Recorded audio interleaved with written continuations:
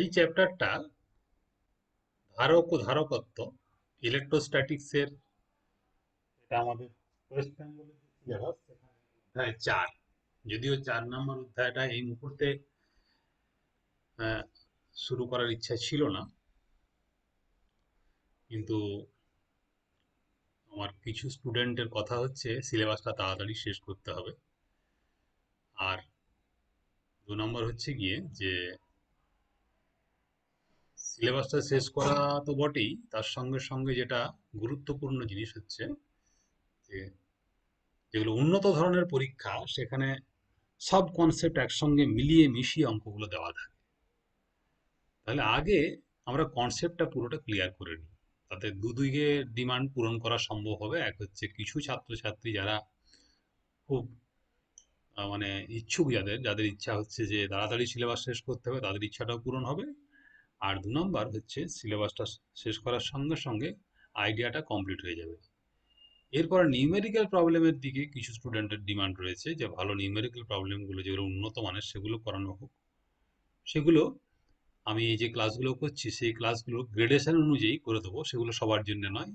কিছু কিছু স্টুডেন্ট সেগুলো করবে, যাদের অ্যাডভান্স শিখতে যারা চায় তারা করবে, যারা চায় না তাদের না করলেও সেটা চলবে।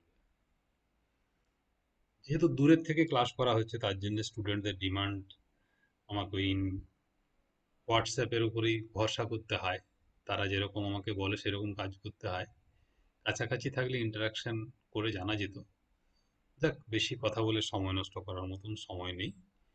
আমার একটা সাধারণ একটা আইডিয়া এখানে দেওয়ার জন্য আমরা গল্পটা শুরু করি এইভাবে যে এখন আপাতত ইলেকট্রোস্ট্যাটিক্সটা থাক। আমরা যেটা গল্পটা করব সেটা হচ্ছে সাধারণ, যেটা আমাদের দৈনন্দিন জীবনে কিছু ঘটনা ঘটে। যেমন একটা দেখো, একটা আমরা চৌবাচ্চা নিচ্ছি।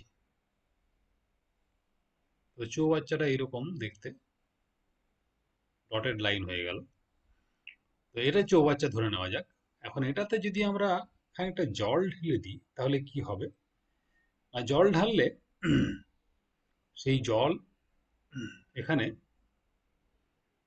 এটা দিয়ে আমরা একটা পাইপ ফিট করে দিই এবং জল ঢালতে শুরু করি, পাইপ দিয়ে জল আসতে শুরু করে এটাতে। তাহলে কি হবে? না, আস্তে আস্তে জলটা ভর্তি করবে, এটাকে ভর্তি হবে।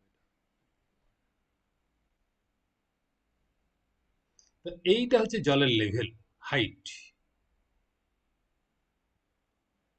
আর এটা হচ্ছে জলের পরিমাণ। এখান থেকে জল আসছে, জল এসে পড়ছে, এটা জলের পরিমাণ। জলের পরিমাণ যত বাড়বে হাইট তত বাড়বে, এটা আমাদের একটা কমন ধারণা।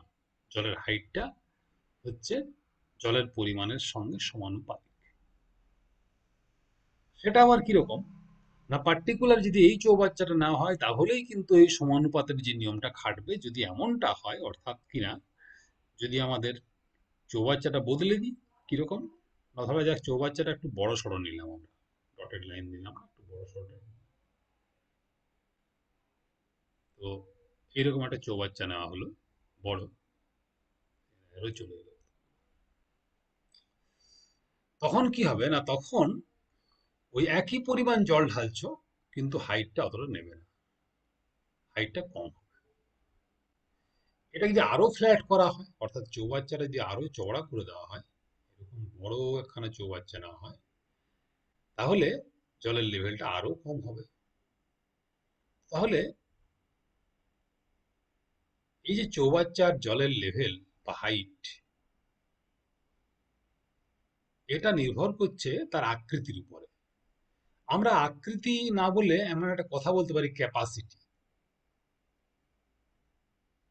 যার যেমন জল ধরার ক্ষমতা, এর জল ধরার ক্ষমতা বেশি, এই জল ধরার ক্ষমতা মাঝারি, এই জল ধরার ক্ষমতা কম। তাহলে যার ক্যাপাসিটি বেশি সেখানে হাইটটা কম, যার মাঝারি তার মাঝারি, যার কম সেখানে হাইটটা বেশি। যদি এমনটা হতো, আমরা এমন একটা চৌবাচ্চা ডিজাইন করতে পারতাম যেটা খুবই সরু এরকম, সেখানে হাইটটা আরো বেশি হতো। তার মানে হচ্ছে এই ক্যাপাসিটি যার যত কম, তার সেখানে সামান্য সম পরিমাণ জল দিলে হাইটটা কিন্তু বেশি হবে। তাহলে আমরা একটা ম্যাথামেটিক্যাল, যদি আমরা পার্টিকুলার এইরকম একটা সেটের ক্ষেত্রে চিন্তা করি, অর্থাৎ একটা মাত্র আমার এখানে চৌবাচ্চা রয়েছে, সেই একটি মাত্র চৌবাচ্চার ক্ষেত্রে আমরা বলতে পারি যে হাইট অফ ওয়াটার লেভেল জলের যেটা উচ্চতা, দ্যাট ডিপেন্ডস আপন ভলিউম, অর্থাৎ H varies as V. Volume যত বেশি ঢালবো তত হাইটটা বাড়বে। এইরকম একটা রিলেশন কিন্তু আমরা এখানে ম্যাথামেটিক্যাল এক্সপ্রেশন আমরা দিতে পারি, এবং এই ম্যাথামেটিক্যাল যে কথাটা বা এই ল্যাঙ্গুয়েজটা, this is sufficient to explain the event. এই যে আমরা যে কথাগুলো এতক্ষণ ধরে বললাম, এই ঘটনাটাকে আমরা এতগুলো কথা না খরচা করে আমরা শুধুমাত্র এইটুকু ম্যাথামেটিক্স বললেই কিন্তু H varies as something into V, H is equal two K V, এটুকু বললেই যথেষ্ট ছিল। তো যাই হোক, এখন এই বিষয়টার একটা একটা অ্যানালগাস একটা আইডিয়া আমাদের ইলেকট্রোস্ট্যাটিক্স এর ক্ষেত্রে হয়ে থাকে। ব্যাপারটা কিরকম না, ব্যাপারটা হচ্ছে এই, আহ, আমরা ইতিপূর্বে পরিবাহী, আধান, বিভব, ক্ষেত্র, এই যে টার্মগুলো ইলেকট্রোস্ট্যাটিক্স এর যে তত্ত্ব রয়েছে তার সঙ্গে সংশ্লিষ্ট যে সমস্ত টার্ম, সেই টার্মগুলোর সঙ্গে অল্পাধিক পরিচিত হয়েছি, এবং কিছু কিছু আইডিয়া আমাদের সেখানে হয়েছে। আধান কাকে বলে, বিভব কাকে বলে, ক্ষেত্র কাকে বলে, ইত্যাদি। তো কোনো একটা পরিবাহী রয়েছে, ঠিক আছে, কোনো একটা পরিবাহী রয়েছে, ধরা যাক এক্স একটা পরিবাহী রয়েছে, এখানে বিন্দু দিলাম, এটা একটা পরিবাহী, এটাই, এটাকে খানিকটা আধান দিচ্ছি, কিউ পরিমাণ আধান দিচ্ছি। আর কিউ পরিমাণ যদি আধান দিই, এর বিভবটা হয়ে গেল ভি, তাহলে ভি হয়ে গেল বিভব, আর কিউ হয়ে গেল আধান। এতক্ষণ আমরা আলোচনা করছিলাম একটা কংক্রিট জিনিস নিয়ে, এরপরে চলে গেলাম অ্যাবস্ট্রাকশনের দিকে, অর্থাৎ আমাদের কল্পনা করতে হচ্ছে একটা এরকম বিন্দু রয়েছে, একটা বিন্দুবৎ একটা বস্তু রয়েছে, মানে বিন্দুর মতো একটা বস্তু রয়েছে, এবং সেই বিন্দুবৎ বস্তু যে রয়েছে তাকে খানিকটা আধান দিচ্ছি, এবং সেই আধানটা দেওয়ার জন্য তার বিভব খানিকটা তৈরি হচ্ছে বা বিভব পরিবর্তিত হচ্ছে, এটাও বলতে পারি, অসুবিধা নেই। তো যদি এমনটা হয়, রিলেশনশিপটা ওইরকমই আগের মতোই, যে যত বেশি আধান দেবো তত বেশি বিভব বাড়বে, যত বেশি জল ঢালছিলাম তত বেশি সেখানে হাইট যেমন বাড়ছিল, এখানেও সেই রকম, যত বেশি বেশি আধান দিচ্ছি তত বেশি বেশি বিভব তার বাড়ছে। তাহলে আমরা বলতে পারি যে এখানেও ওই যে ঘটনাটা রয়েছে, আধান তার সঙ্গে বিভব বলে যে বস্তুটি রয়েছে বা বিষয়টি রয়েছে, সেই বিষয়টি সংশ্লিষ্ট, এবং তাদের মধ্যে সম্পর্কটি এরকম, কিউ ভেরিজেস ভি। আধান এবং বিভব পরস্পরের সঙ্গে সম্পর্কযুক্ত কিরকম ভাবে, একটা লিনিয়ার রিলেশনশিপ, আধান ইজ প্রপোর্শনাল টু বিভব, আমরা এই কথাটা বলতে পারি। এবং এটাও ঠিক, যেটা ম্যাথামেটিক্সের যেটুকু আইডিয়া আমাদের হয়েছে ক্লাস 10 এর যেটুকু আইডিয়া, সেই আইডিয়াটুকু নিয়ে আমরা বলতে পারি, যদি এরকম একটা সম্পর্ক থাকে দুটো পরিবর্তনশীল দুটো রাশির মধ্যে, এরকম একটা সম্পর্ক থাকে, সেই সম্পর্কটাকে আমরা এভাবেও লিখতে পারি, q is equal to something proportional into v, q is equal to something proportional into v, এটা সি বললাম।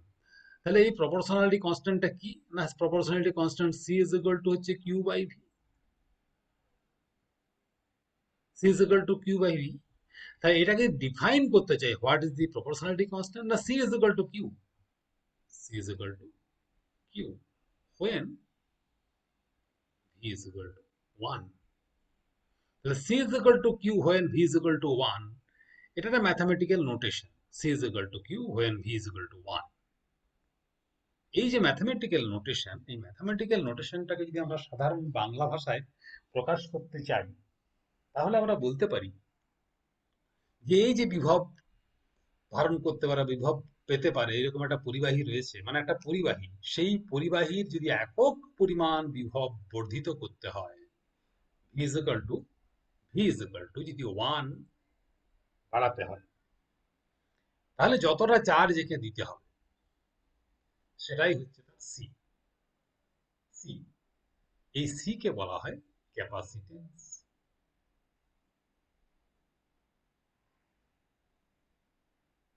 বা এটাকে বলা হচ্ছে ধারকত্ব, এটাকে বলা হচ্ছে ধারকত্ব। তাহলে ধারকত্ব বিষয়টা কি না, ধারকত্ব হচ্ছে কোনো পরিবাহী ধারকত্ব বলতে আমরা একটা যে বিষয়টা বুঝি সেটা হচ্ছে কি না, সেটা হচ্ছে একক বিভব বৃদ্ধি করতে কোনো পরিবাহীকে যে পরিমাণ আধান দিতে হয়, বা একক, এইভাবে লিখতে পারি আমরা, একক বিভব বৃদ্ধি করার জন্য কোনো পরিবাহীকে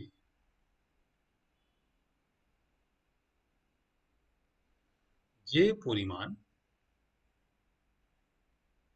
আধান দিতে হয়,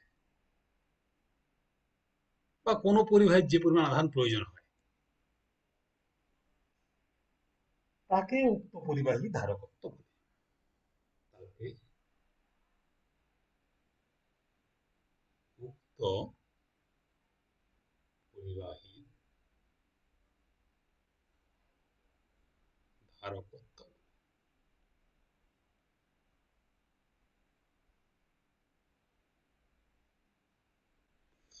ক্যাপাসিটি।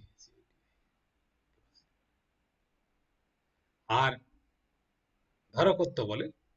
আর যার ধারকত্ব আছে, মানে যে ফিজিক্যাল অবজেক্ট, বাস্তবের যে বস্তুটি ধারকত্ব থাকে, তাকে বলা হবে ধারক। বাস্তবে ধর একটা বস্তু আছে, সেই বস্তুটির যে ধারকত্ব থাকে তাকে ধারক বলা হয়। তাহলে ধারক হচ্ছে একটা বস্তু। সাধারণত কি করা হয়, দুটি প্যারালাল লাইন টানা হয়, এরকম করে কানেকশন করা থাকে, এরকম করে কানেকশন করা থাকে ব্যাটারির সঙ্গে। তো ধরা যাক একটি ব্যাটারি আছে আমার, এরকম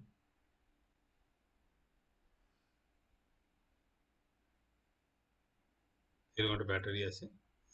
সেই ব্যাটারির সঙ্গে এরকম করে একটি দুটি ধাতব পাত,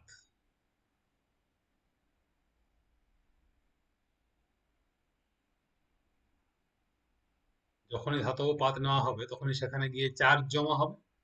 আর আগে আমরা অঙ্ক টঙ্ক করছিলাম, কিছু দেখাচ্ছিলাম, যে দুটো ধাতব পাত যদি থাকে তাদের মধ্যিখানে একটা ইলেকট্রিক ফিল্ড থাকবে, মানে একটা বিভব তৈরি হবে সেখানে। তো এই যে ব্যবস্থাপনা যেটি রয়েছে তাকে বলা হচ্ছে ধারক। তাহলে একটি ধারক, এরকম একটি ধারক রয়েছে, আর তার ধারকত্ব হচ্ছে এই। তাহলে খুব সংক্ষেপে ধারকত্ব বলতে C is equal to Q by V, or আমরা লিখতে পারি একটা ফর্মুলা এখান থেকে, Q is equal to CV, or C is equal to Q by V. এখন আমরা ইতিপূর্বে জেনেছি যে কিউ এর একক হচ্ছে কুলম্ব, আর ভি এর একক হচ্ছে ভোল্ট। তাহলে সি এর একক কুলম্ব, ভি এর একক ভোল্ট, যদি এটাও ওয়ান হয় এটাও ওয়ান হয়, 1 কুলম্ব 1 ভোল্ট যদি হয়, তাহলে এটা হয় 1, Q is equal to 1 coulomb, V is equal to 1 volt যদি হয়, তাহলে সি ইজ ইকুয়াল টু হবে 1 কুলম্ব মানে কুলম্ব বাই 1 ভোল্ট মানে volt.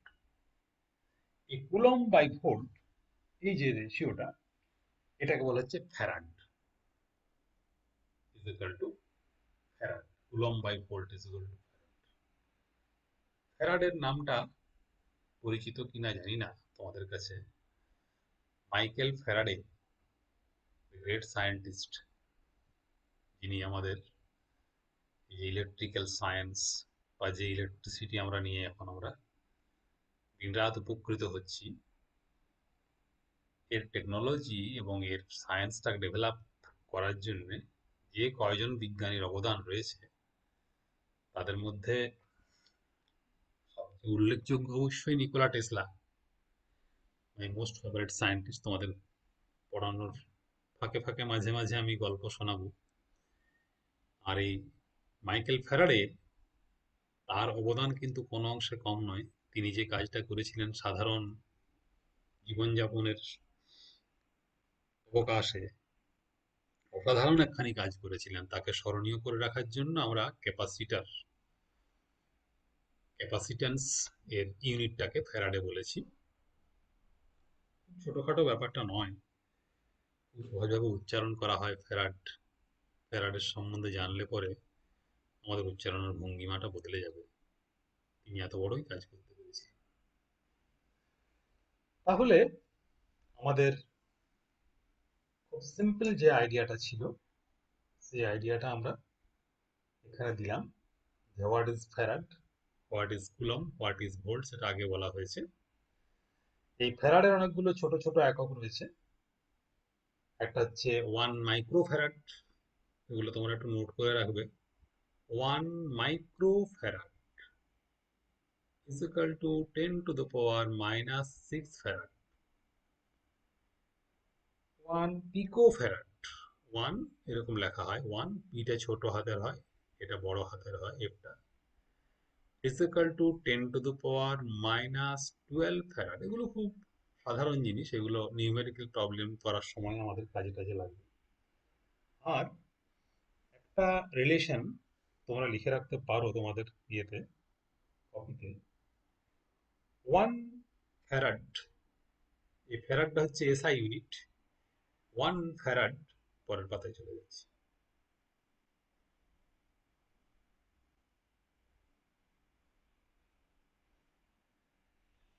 1 farad is equal to 9 into 10 to the 11. 1 farad is equal to 9 into 10 to the power 11 ESU ধারকত্ব। ESU ধারকত্ব। এই ESU কথাটা চার্জের ক্ষেত্রে ইউজ হয়, ভোল্টের ক্ষেত্রে ইউজ হয়, মানে এই বিভব প্রভেদের ক্ষেত্রে ইউজ হয়, আবার ক্যাপাসিটেন্সের ক্ষেত্রে ইউজ হয়। তার জন্য ইএসইউ ইউজ করলে ESU charge, ESU potential, ESU capacitance, এরকম ইউজ করা নিয়ম আছে। এই দিকটা সিজিএস, এই দিকটা হচ্ছে এসআই। তো আমাদের একটা খুব ছোট্ট একটা অঙ্ক, ছোট্ট অঙ্ক এরকম, যে তার আগে ছোট একটা থিওরি, ছোট থিওরি, তারপরে ছোট একটা অঙ্ক করাবো। তাহলে ক্লাসটা আমরা সংক্ষেপ, প্রথম ক্লাস, সংক্ষিপ্ত ক্লাস, একটা ছোট আকারে আলোচনা করা হচ্ছে। তো এখানে যেটা এর Q is equal to CV, যেটা আলোচনা আমরা করলাম, Q is equal to CV,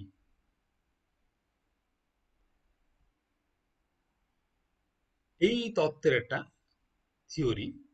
এই থিওরি যেটা কন্টিনিউয়েশন এই ক্লাসে, সেটা হচ্ছে capacitance of A spherical conductor.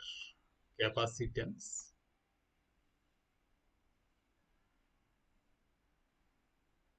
Of এ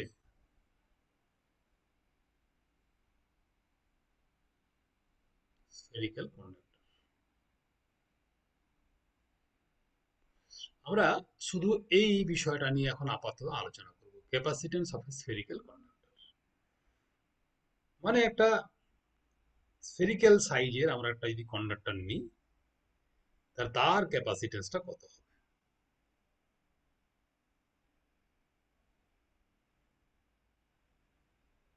আমরা একটা এইরকম একটা স্ফেরিক্যাল সাইজ চিন্তা করি।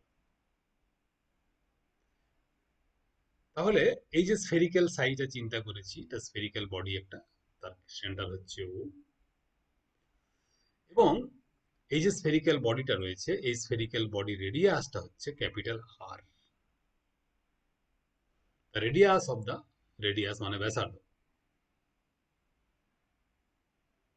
অফ দি স্ফেরিক্যাল কন্ডাক্টর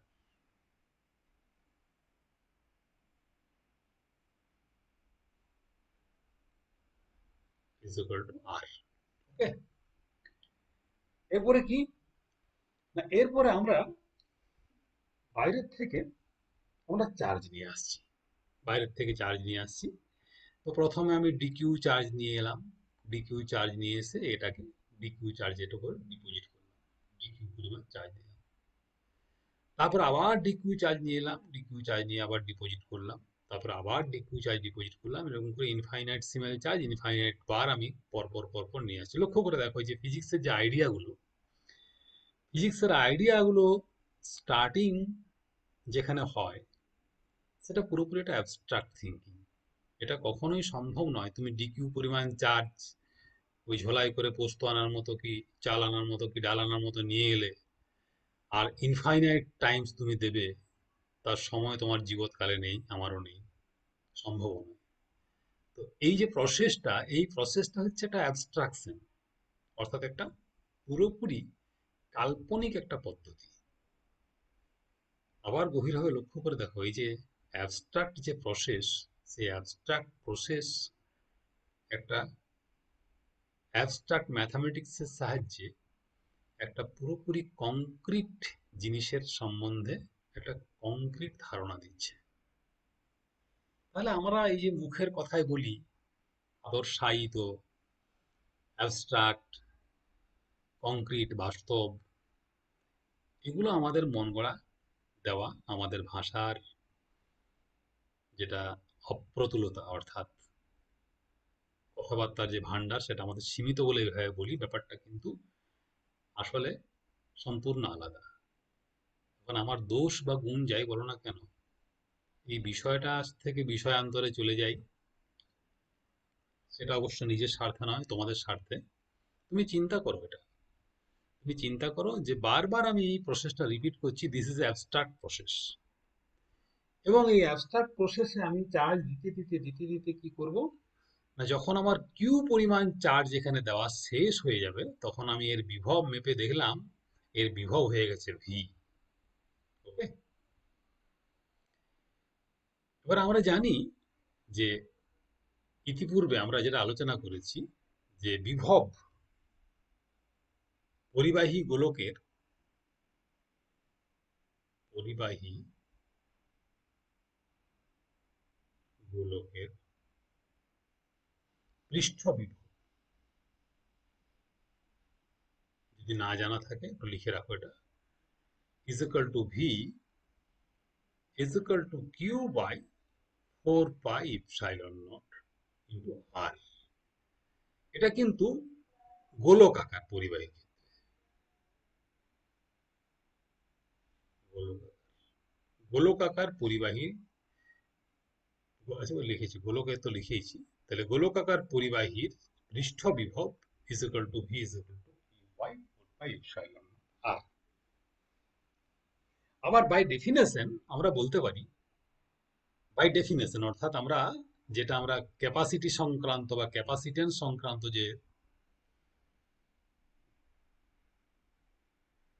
ধারণা দিয়েছি, ধারকত্ব সমান সি হলে, কার ধারকত্ব না এই যে পরিবাহী গোলকটা তার ধারকত্ব, তাহলে পরিবাহীর ধারকত্ব সমান সি হলে আমরা বলি যে V is equal to, V is equal to Q by C. তাহলে এই ইকুয়েশনটাকে 1 নাম্বার আর এই ইকুয়েশনটাকে যদি 2 নাম্বার আমরা নাম দিই, তাহলে 1 এবং 2 নাম্বার ইকুয়েশনকে আমরা তুলনা করে পাই, কি পাই, আমরা তুলনা করে পাই, তাহলে ইকুয়েশন 1 ও ইকুয়েশন 2 তুলনা করে পাই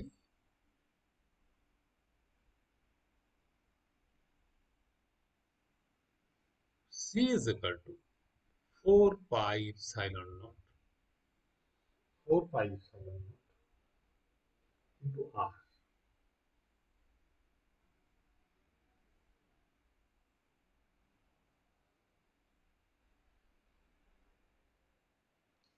তাহলে যদি আমরা এমনটা করি, C is equal to 4 pi epsilon naught into R, আবার আমরা ওই যে কুলম্বস ল পড়েছিলাম সেখানে থেকে আমরা বলেছিলাম যে 1/4 পাই ইপসাইলন নট এর যেটা numerical value is equal two 9 × 10⁻⁹। এটা মনে রাখার সুবিধার জন্য 9 × 10⁻⁹ newton metre square coulombs to the power -2, এটা ইউনিটটা এরকম newton metre square coulomb to the power -2। এটা নিউমেরিক্যাল ভ্যালুটা হচ্ছে এটা, আর 1/4 পাই এপসাইলন মানে পুরোটা কিন্তু এটা। তো মনে রাখার সুবিধার জন্য 9 9 তাহলে আমরা বলতে পারি যে 4 pi epsilon not is equal to 1/9 × 10⁻⁴, তাই তো? তাহলে c is equal to r divided by 9 ×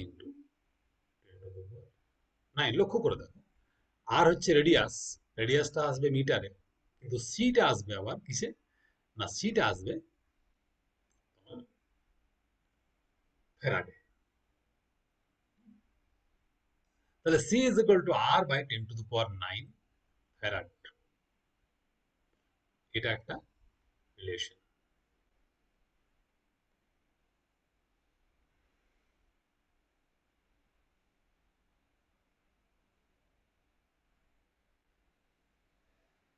সহজ একটা অঙ্ক দিয়ে এই ক্লাসটা শেষ করব।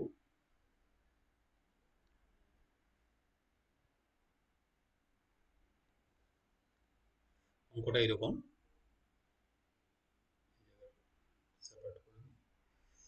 পৃথিবীর ব্যাসার্ধ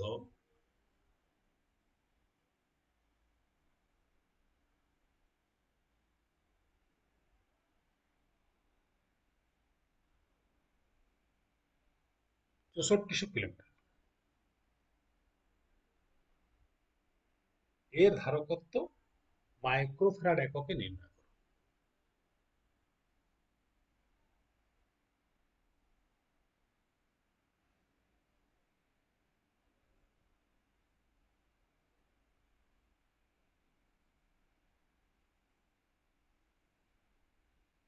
কিরকম?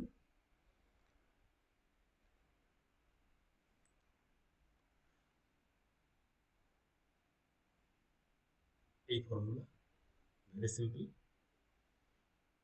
তাহলে সি ইজ ইকুয়াল টু, আর মানে 6400 কিলোমিটার, মানে 6400 কিলোমিটারটাকে মিটার করতে গেলে আবার 10⁻³ দাও, আর নিচটাতে তোমার হবে কত? 9 × 10⁻⁹, এত ফ্যারাড। এটা যদি ফ্যারাডে আসে তাহলে হবে 64/9। এখানে 64/9 না, আর শূন্যগুলো হিসেব করলে তুমি পাচ্ছ, দেখো, × 10⁻⁻⁴।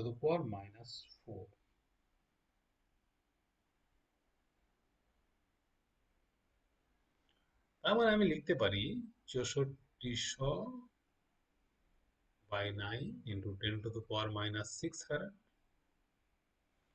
তার মানে 6400/9, 711.1 × 10⁻⁻6 ফ্যারাড,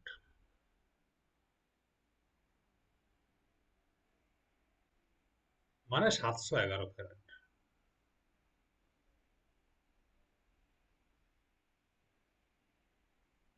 711 মাইক্রোফ্যারাড। তাহলে এত বড় পৃথিবী, এত বড় পৃথিবী, তার যে ধারকত্ব, এত বড় একখানা গোলক, তার ধারকত্ব মাত্র 711 মাইক্রোফ্যারাড। তার মানে হচ্ছে কি, আমরা আমাদের, লক্ষ্য করে দেখো, আমাদের এই যে ইউনিট যে সিস্টেমটা রয়েছে, আমাদের এসআই ইউনিট সিস্টেম, সেই সিস্টেমটার সঙ্গে সাযুজ্য রাখতে গিয়ে আমরা ফ্যারাড বলে একখানা একক তৈরি করেছি, এবং সেই এককের মান, ফ্যারাডের যে পার্সোনালিটি, ফ্যারাডের যে অবদান, তার সঙ্গে সমতুল্য প্রায়। অনেক বড় ইউনিট। এত বড় পৃথিবী, তার একক, তার ধারকত্ব হচ্ছে মাত্র 711 মাইক্রোফ্যারাড। তাহলে যার এক ধারকত্ব 1 ফ্যারাড, সেটা কেমন হবে? সি ভ্যারিজেস আর, বুঝতেই পারছো, অনেকগুলো পৃথিবী তার পেটে ঢুকে যাবে, এত বড় একটা পৃথিবী হবে। যাক, এগুলো তোমাদের কল্পনার খোরাক যোগানোর জন্য, যে 1 ফ্যারাড ক্যাপাসিটেন্স যে গোলকের, সেই গোলকের ব্যাসার্ধ কত হবে, এরকম একটা ধারণা তোমরা নিজেরা অঙ্কগুলো করতে পারো। আমি এই ক্লাসটা কন্টিনিউ করবো না, এরপরে আলোচনা কতগুলো করা হবে সেটা নেক্সট ক্লাস।